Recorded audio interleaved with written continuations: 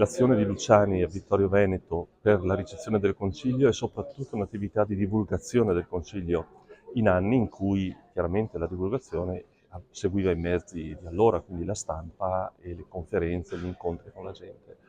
Luciani visse questo momento con vero entusiasmo, riportando in diocesi tutto quello che aveva vissuto a Roma, in modo particolare su 5 linee.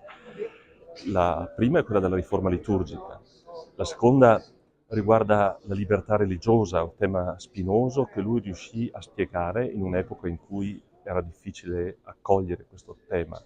Poi la struttura gerarchica della Chiesa e quindi anche uscire da una visione clericale per far sì che tutto il laicato si sentisse protagonista della missione della Chiesa. L'attività missionaria, sappiamo che Luciani fu uno dei primi ad aprire il dono di un buon numero di sacerdoti alle diocesi del Brasile e del Burundi.